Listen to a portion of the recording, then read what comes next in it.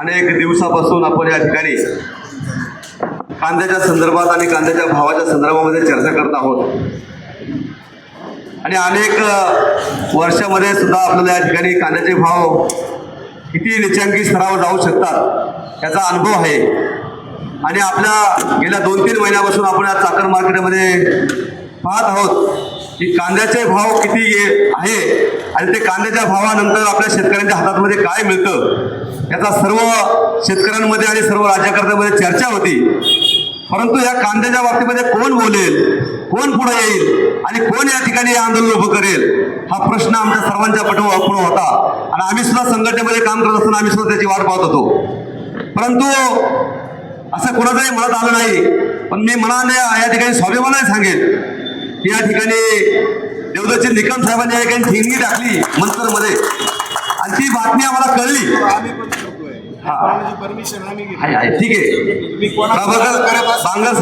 बांगर साहेब तुमचा सुद्धा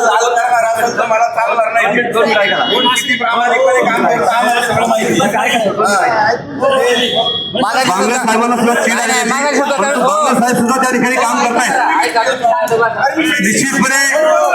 निश्चितपणे बांगर साहेब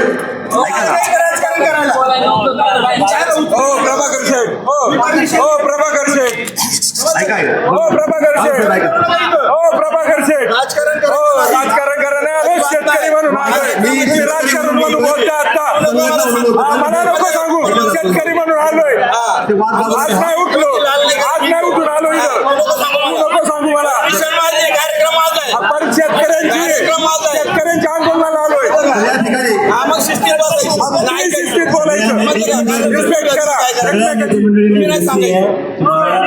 आपण शेतकऱ्याच्या मुद्दे काय आलोय का हक्क करायला आलोय. अरे जर शेतकऱ्याला चांगले दिवस येणार असते ना, अरे तुमची सरकार होती याच्या आधीची कला हमी भावाचा कायदा केला, कला स्वामीनाथन आयोग लागू केला. नौटंकी करता काय इथं येऊन मग आज विरोधकांनी काय करायचं काही नालाय का ते आधी तुम्ही नका आम्हाला सांगू इमानदारी तुम्ही आम्हाला सांगताय. अरे रस्त्यावर सुद्धा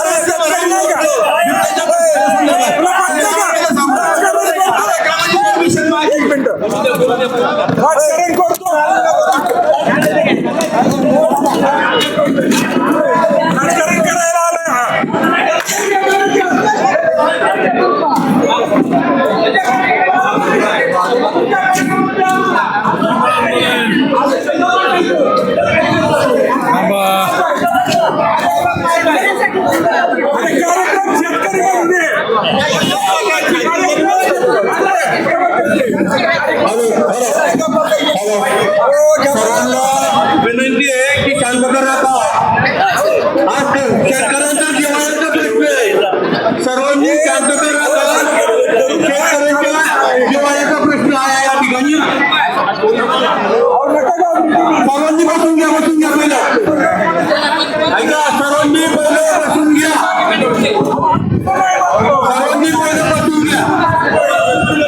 या ठिकाणी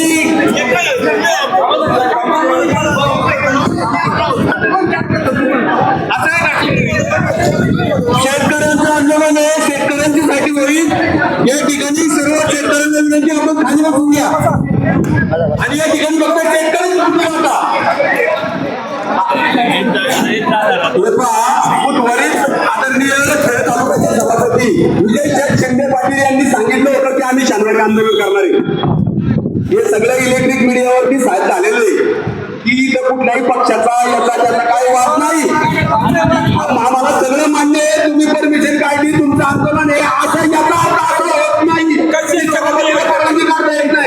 ऐका मला विनंती करतो आपण शेतकऱ्यांसाठी शेतकऱ्याचे नेते आहोत. आपण शेतकऱ्याचे नेते आहोत. शेतकऱ्यांसाठी शेतकरी म्हणून सर्वजण खाली बसा.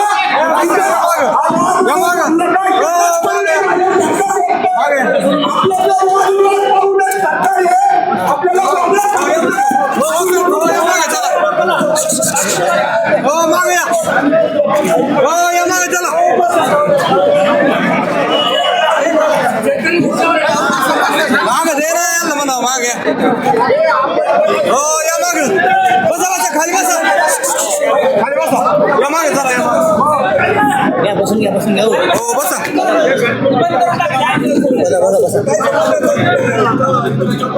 हो या मागे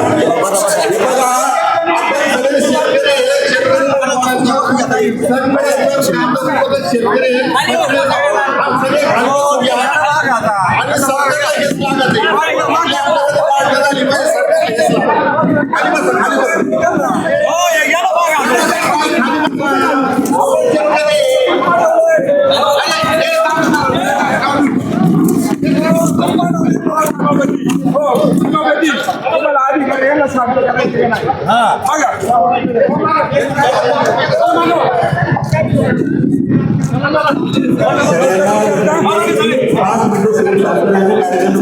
नाही तुम्ही बसून घ्या